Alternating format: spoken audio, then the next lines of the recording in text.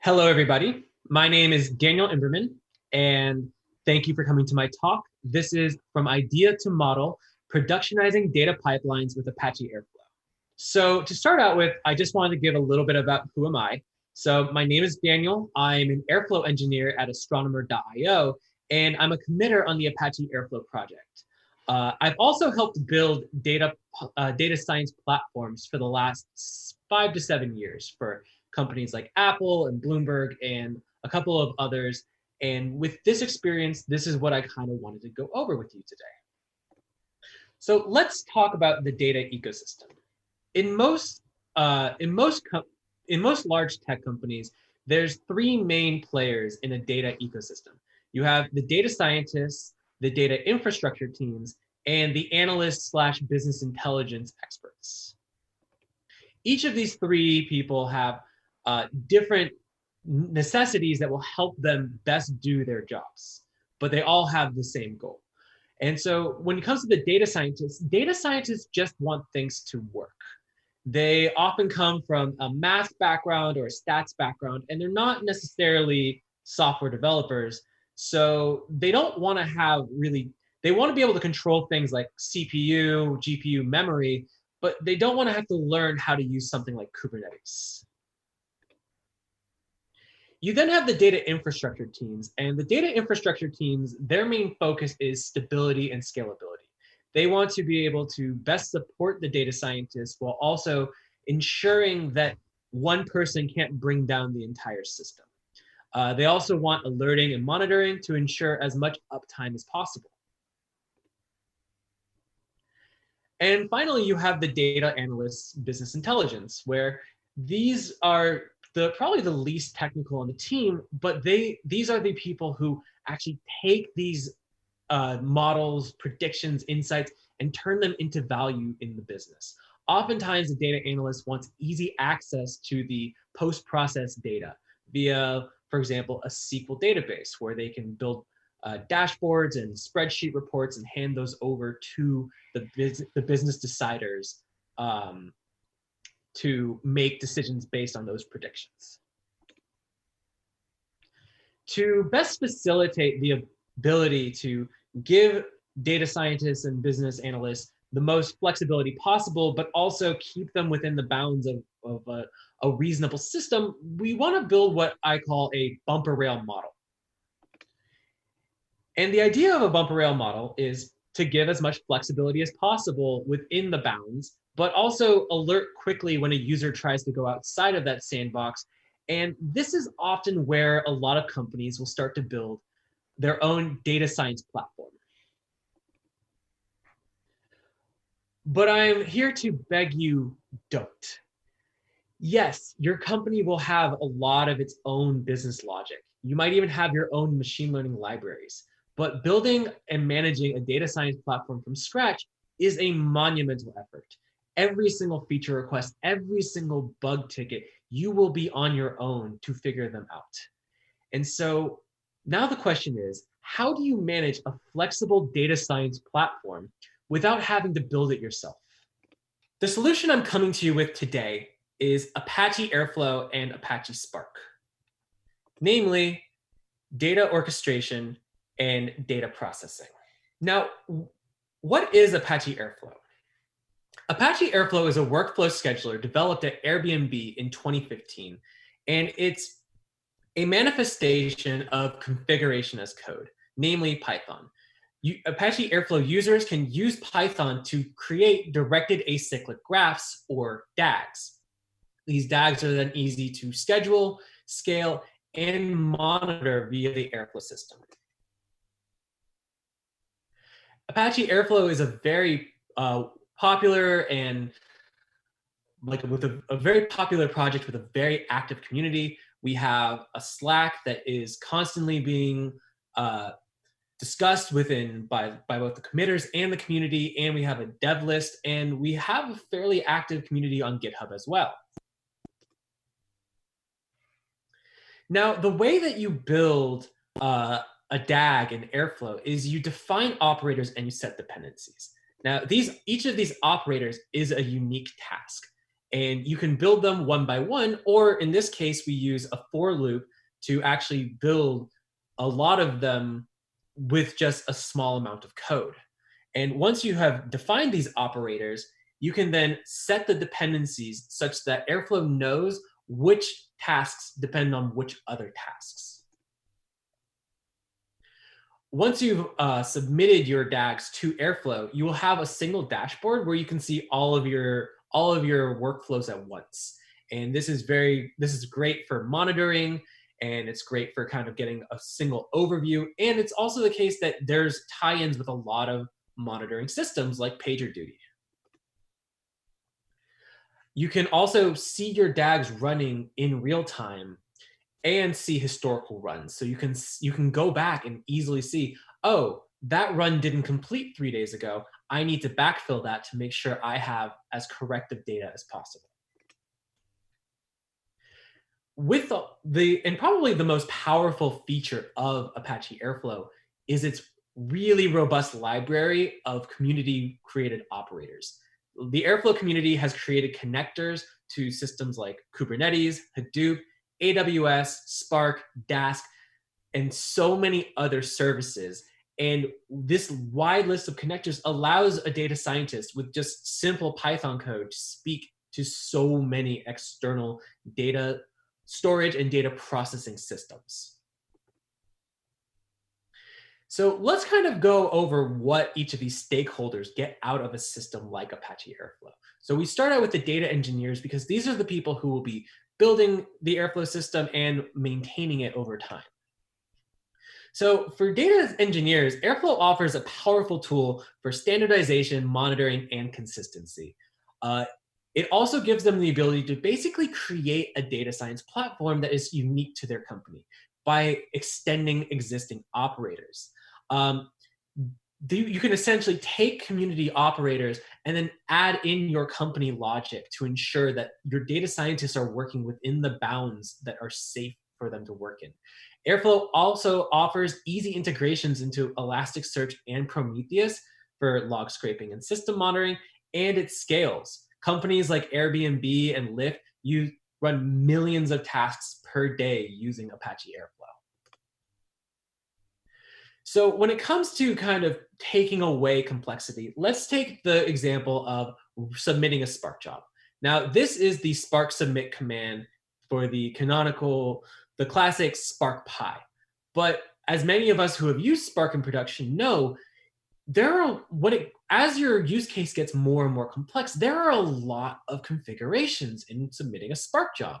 There's all sorts of environment variables you can set and different Java libraries, Python libraries that you might want to include.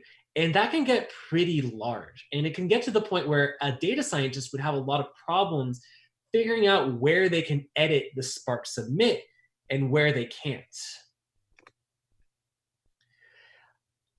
This can actually even get more complex if you're starting to work with, say, HDFS with Kerberos, where now you also have to do key tab management and you have to know how those systems are working to correctly create the Spark submit to work with the encrypted databases. And so a simpler way would actually be to extend an existing operator. So there's a Spark submit operator as part of the upstream open source Airflow.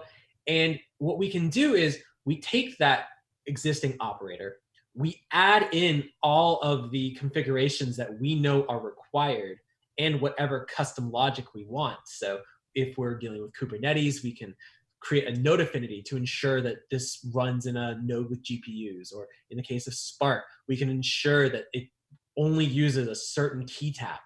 And by creating this wrapper, we are actually exposing far fewer arguments to our data scientists to keep them within the bounds of what we know is safe.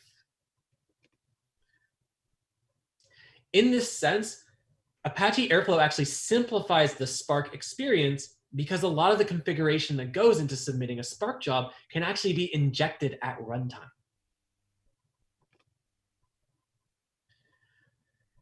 And so since a lot of these base operators are actually created and maintained by the community, this is where something like using Airflow instead of building your own data science platform kind of starts to pay off. In that, with new versions of Airflow, there will be bug fixes on those operators. There will be updates for when a new version of the thing you're connecting to comes out. And all of this you will have a much easier time staying up to date. And now building a data science platform is as simple as writing a few plugins, writing a few custom operators, and all of the underlying infrastructure can be managed by the Airflow community, which you can then reach out to whenever you need help. Now let's talk about what's in it for the data scientists.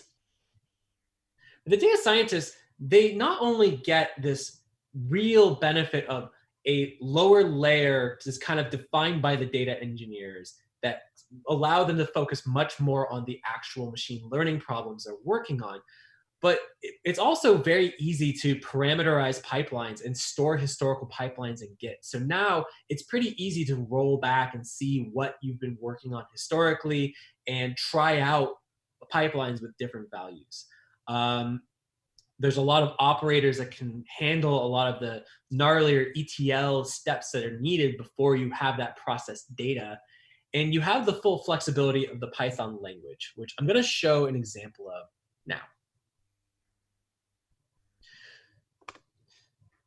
So in this example, let's say we wanted to run hyperparameter tuning. So we have this linear DAG, and we want to actually run those 3 tasks in parallel because we decide they're not actually dependent on each other. So we changed 2 lines of code, and now all those tasks are running in parallel. But we want to actually know what the correct loss rate to use is. So rather than just having a single loss rate, we can create a for loop of all the loss rates we actually care about and essentially create a list of loss rates.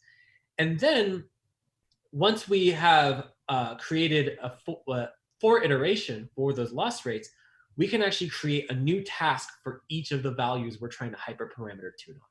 And so with 4 lines of code change, now you're able to run something in massive parallel and also do the tuning you need and then converge at the end to find the best model. It's also, so this is also especially cool now as of Airflow 1.10.10. We have released the ability to actually in runtime, when you run a DAG, give it a JSON object to override defaults. So now you can actually, as a data scientist, when you have the template of the DAG that you want, you can actually fill in variables so that you can run the same DAG multiple times with different values. And finally, let's talk about what's in it for the data analysts.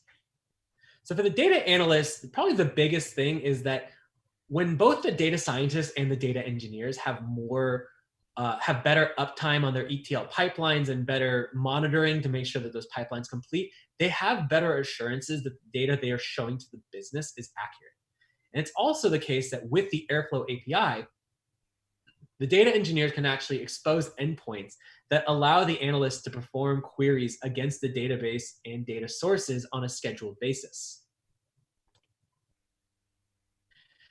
So now I want to discuss what would go into creating a data science pipeline using Apache Airflow. For this data science pipeline system, I'm going to use essentially the segments created by cookie cutter data science, which is that every data science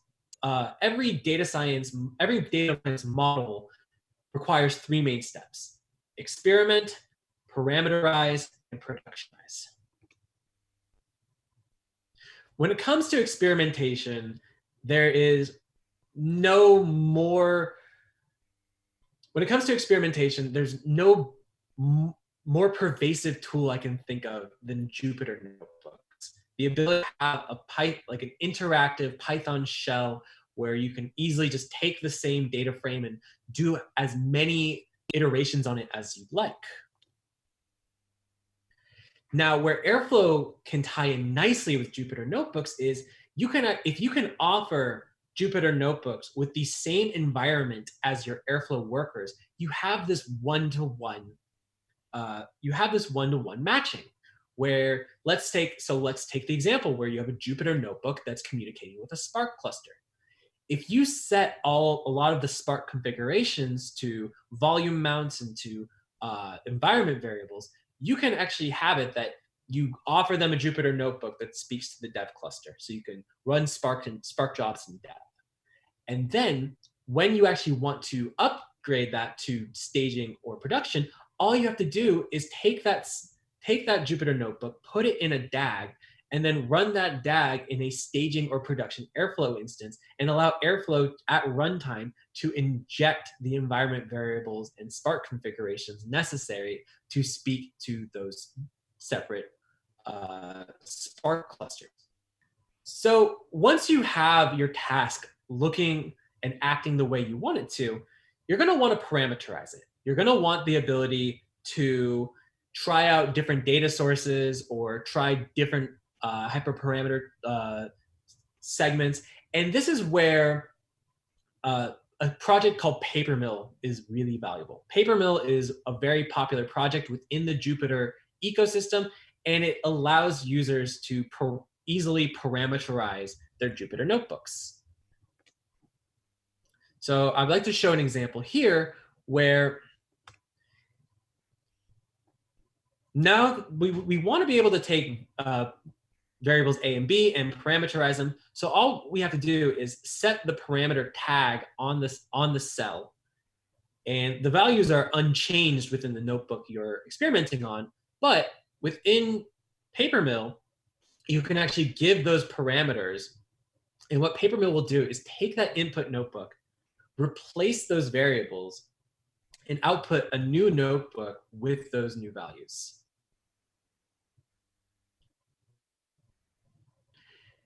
This ties into the Airflow ecosystem as Airflow has a Papermill operator. So now, as long as you tag the cells you want to parameterize, you can, when you launch that Jupyter notebook via Airflow, you can use the Papermill operator and modify whatever variables you want. And the final step, of course, is productionization. And this is where things like hyperparameter tuning come into play. But I wanted to talk about a different machine learning model testing system that is also very common and very valuable, and that is canary testing. Now, canary testing is a method for ensuring that your new models are an improvement compared to the old models, but also a way of preventing models that might have errors from going through. So for example, if your model currently has an 83% accuracy rate, and suddenly the next model has 97%, something might have gone wrong. You might have overfit for the data. You might have something might have changed, and you're going to want to be alerted before you put that into production. So with Airflow, it's very easy to build a system that allows for canary testing. So this is an example where we built a canary testing system using what's called the branch Python operator. And what the branch Python operator does is it takes an arbitrary Python function, and depending on the return value of that function, it's able to pick between any number of branches to go down. So in this case, we have a model, we have a new model, and if that new model is better than the old models, it will deploy the model. So this first run is determined, so it calculates the values for all of them, it compares them, and in this case, it's going to determine that the new model is better, so it deploys that new model.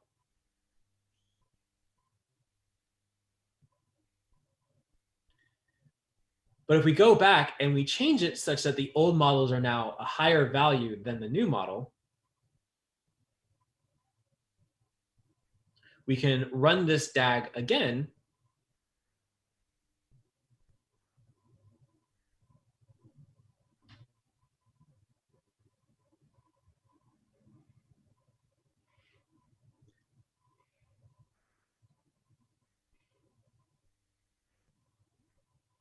And this time it will alert you of a failure via PagerDuty or Slack or whatever integration you want to put in.